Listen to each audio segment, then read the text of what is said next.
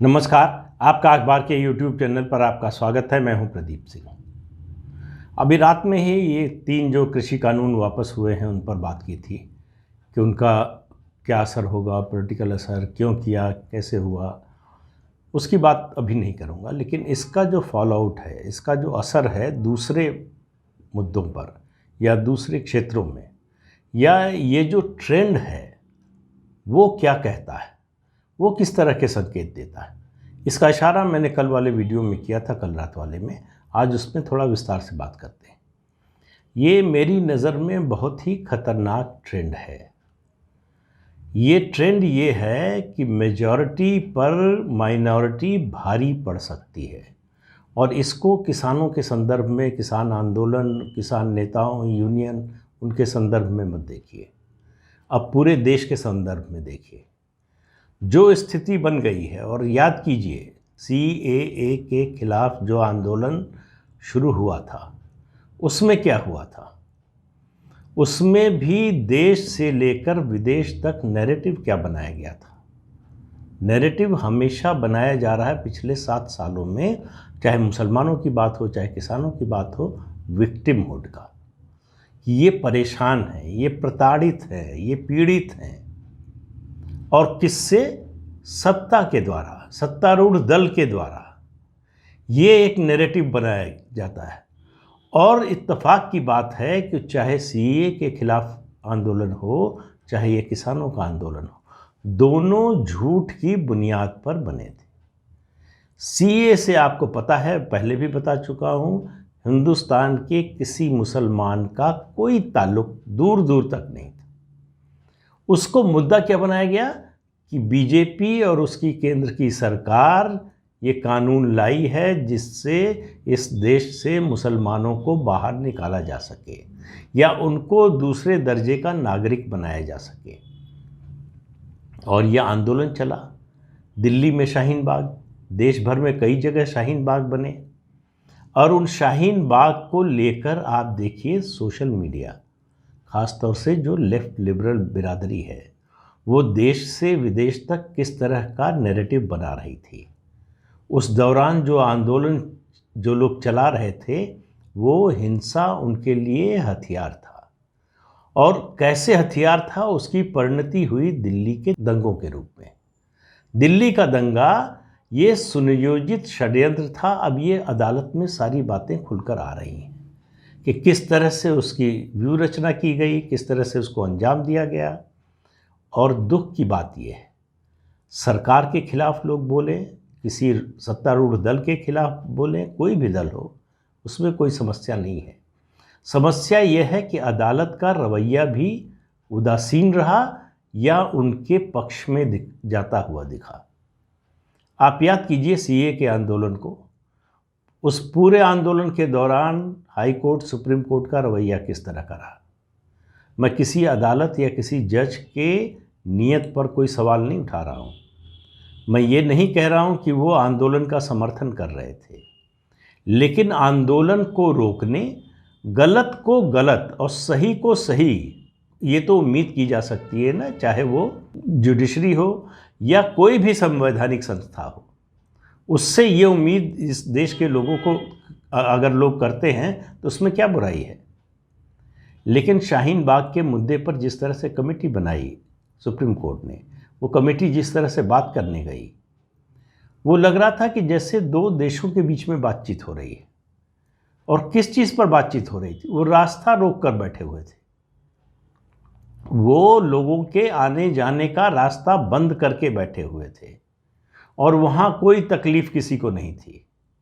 वहाँ जो खाने पीने का प्रबंध था और जिस तरह के बाकी चीज़ें आ रही थी, समर्थन मिल रहा था। कुल मिलाकर मुद्दा ये था कि इसको नरेंद्र मोदी सरकार के खिलाफ एक बड़े हथियार के रूप में इस्तेमाल किया जाए, इसको हिंदू बनाम मुस्लिम बनाया जाए, और उसमें वो काफ़ी हद तक कामयाब हो गए।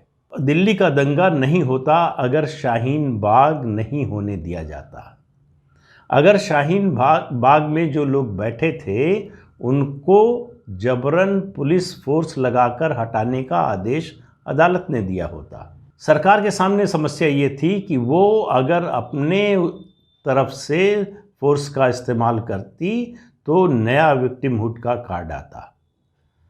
तो सरकार के हाथ बंधे हुए थे, लेकिन एक सीमा तक ही, क्योंकि ये लोग चूँकि झूठ के धरातल पर खड़े हुए थे, इसलिए इनके पास न कोई नैतिक बल था, न कोई जन समर्थन का बल था, न कोई इस मुद्दे पर समर्थन का जो है जो दायरा था इनका अपना, और सीधे सीधे कहें तो मुस्लिम समुदाय से बाहर कोई समर्थन नहीं था। कोई हिंदू संगठन, आम हिंदू समर्थन में नहीं था, क्योंकि उसको मालूम था कि ये झूठ है, ये इसमें कोई सच्चाई नहीं है। अब आप तुलना कीजिए किसान आंदोलन से, उसमें भी वैसा ही हुआ। किसान आंदोलन में भी ये एक झूठ खड़ा किया गया, ये तीनों कृषि कानून किसानों के विरोध में है। कोई आज तक नहीं बता पाया कि इसमें किसानों का विरोध क्या है, कैसे विरोध में है, कैसे नुकसान पहुंचाने वाले हैं, लेकिन ये नैरेटिव बना दिया गया। तो इसलिए मैं इस बात को जोड़ता हूं, जो 2 हफ्ते पहले राष्ट्रीय सुरक्षा सलाहकार अजीत कुमार डोभाल ने बात कही कि असली लड़ाई जो है आने वाले दिनों में इसी वर्ग से लड़ी जाएगी। इसी वर्ग से मतलब ये जो नागर समाज है, सिविल सोसाइटी है, जो इस तरह के नैरेटिव बनाती है, गढ़ती है, वो नैरेटिव ऐसा बनाएगी जैसे लगेगा कि आप देश के ही एक हिस्से से या आबादी के एक हिस्से के खिलाफ बहुत बड़ा षड्यंत्र कर रहे हैं। मानवाधिकार का मामला उठेगा, धार्मिक स्वतंत्रता का मामला उठेगा, वैचारिक स्वतंत्रता का मामला उठेगा, बोलने की आज़ादी का मामला उठेगा। ये तमाम तरह के सवाल उठाए जाएंगे। ये सब भी नहीं उठ पाएगा तो हिंदुइज़्म बनाम हिंदुत्व की लड़ाई उठेगी, फिर किताब लिखवाई जाएगी, सलमान खुर्शीद आएंगे सामने, फिर उनके समर्थन में मणिशंकर अय्यर आएंगे, मुगलों की प्रशंसा करने के लिए आएंगे। ये लड़ाई का नया स्वरूप है। लड़ाई इस रूप में होने वाली है, और लड़ाई को इसी तरीके से, इसी मुद्दे पर, इसी आधार पर, इसी तौर पर निपटना पड़ेगा, उसी तौर पर लड़ना पड़ेगा।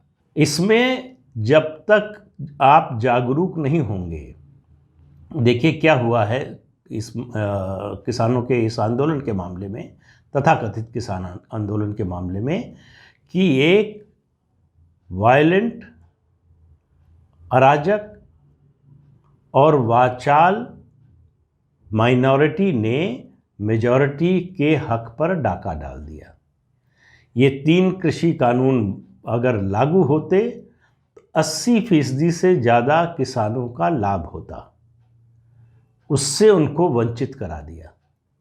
सरकार को पीछे हटना पड़ा। अब सरकार उसको स्ट्रेटजिक रिट्रीट कहे, दरियादिली कहे, शांति व्यवस्था कायम करने की बात कहे, बहुत सी मजबूरियां हैं, बहुत से कारण हैं, सब हो सकते हैं, लेकिन उसका नतीजा जो है, उसका जो संदेश है वो ये है कि अगर मेजॉरिटी चुप रहेगी तो उसको माइनॉरिटी के अत्याचार का सामना करना पड़ेगा, सहना पड़ेगा, बर्दाश्त करना पड़ेगा। यही सबक है इस आंदोलन का। यही सबक दिया था सीएए के विरोध में जो आंदोलन हुआ था, उस समय भी उसको नज़रअंदाज किया हमने, और उसके बाद ये जो है ये कृषि कानून को लेकर जो बखेड़ा खड़ा किया गया। अब भी आप देखिए, प्रधानमंत्री ने घोषणा कर दी, प्रधानमंत्री ने पूरे देश से माफ़ी मांग ली कि वो समझा नहीं पाए, ये उनकी कमी है। इसके बावजूद आंदोलन खत्म होने की घोषणा नहीं हुई, क्योंकि आंदोलन को खत्म करना नहीं है। अगर आंदोलन का आधार होता ये 3 कृषि कानून, तो वो तो खत्म हो गए। वो सरकार ने घोषणा कर दी, संसद के सत्र इसी महीने शुरू होने जा रहा है और सरकार इस कानून को वापस ले लेगी। तो इरादा तो वो नहीं था, पहले दिन से नहीं था। और इस प्रधानमंत्री की इस घोषणा के बाद जो किसान यूनियन के नेताओं के बयान आए हैं, उससे और साफ हो गया है कि उनके निशाने पर या उनका मुद्दा जो है ये 3 कृषि कानून नहीं थे। अब नया मुद्दा ये आया है कि एमएसपी को जो है उसको कानून बनाओ। दुनिया की कोई सरकार, राकेश टिकैत और गुरनाम सिंह चढ़ूनी प्रधानमंत्री हो जाएं कल तो वो भी एमएसपी को कानूनी जामा नहीं पहना सकते। अगर एमएसपी पर सारी खरीद का फैसला हो जाए, कंपलसरी हो जाए, तो सरकार के पास जितना पैसा आता है टैक्स से, दूसरे स्रोत से, सब सिर्फ गेहूं और धान की खरीद में जाएगा। बाकी सड़क बनाने के लिए, स्कूल, अस्पताल बनाने के लिए, पुल, हवाई अड्डे, रेलवे स्टेशन, बंदरगाह, कुछ भी बनाने के लिए, करने के लिए पैसा नहीं बचेगा। तो कौन सी सरकार कर सकती है? कोई सरकार नहीं कर सकती। इनको भी मालूम है, जो मांग कर रहे हैं उनको भी मालूम है। इसलिए मांग ऐसी रखो जो पूरी ना की जा सके।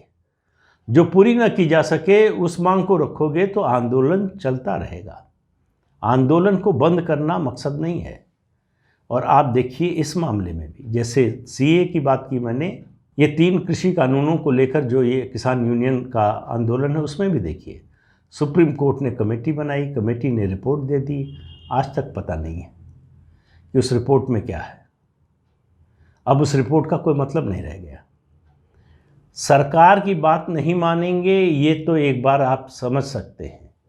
सुप्रीम कोर्ट को सुनने को भी तैयार नहीं है और सुप्रीम कोर्ट कुछ नहीं कर पाया। सरकारी कर्मचारी होता तो गिरफ्तार करके बुलवा लिया जाता। सुप्रीम कोर्ट के पास अधिकार है, लेकिन इस मामले में उनके वकील पहले दिन भाग गए, फिर उसके बाद जो है अपीयर होने को कहा गया, अपना पक्ष रखने को कहा गया, उन्होंने मना कर दिया। कमेटी के सामने अपनी बात रखने को कहा गया, मना कर दिया। सुप्रीम कोर्ट ने कुछ नहीं किया। तो ये लड़ाई आम लोगों को लड़नी पड़ेगी। ये लड़ाई न तो कोई सरकार लड़ पाएगी, न कोई अदालत इसमें कोई मदद कर पाएगी। अगर आपको अपने को बचाना है, आप जिसे सही मानते हैं वो सही बना रहे, ये अगर आपको सुनिश्चित करना है तो आपको आवाज़ उठानी पड़ेगी। नहीं तो माइनॉरिटी जो है अपनी अराजकता से, अपनी हिंसा से, अपनी आक्रामकता से आपके हक को मार लेगी और आप कुछ नहीं कर पाएंगे। चुपचाप आपको बर्दाश्त करना पड़ेगा। तो ये आक्रामक अल्पसंख्यक का ये नया खेल शुरू हुआ है और आने वाले दिनों में ये गतिविधि, ये प्रवृत्ति बढ़ने वाली है, रुकने वाली नहीं है। इसलिए फिर कह रहा हूँ, अपने हित की रक्षा करनी है तो खड़े हो जाइए, आवाज़ उठाइए। अगर चुप रहेंगे तो सहने के लिए तैयार रहिए, दमन के लिए तैयार रहिए, प्रताड़ित होने के लिए तैयार रहिए। चॉइस आपकी है, जो आप फैसला करें वैसा आपके साथ होगा। तो आज के अंक में इतना ही। अगले अंक में फिर मिलेंगे किसी नए मुद्दे के साथ। तब तक के लिए इजाज़त दीजिए। नमस्कार। आपको याद दिला दें कि ये चैनल देखिए, शेयर कीजिए, लाइक कीजिए और सब्सक्राइब ज़रूर कीजिए। नमस्कार।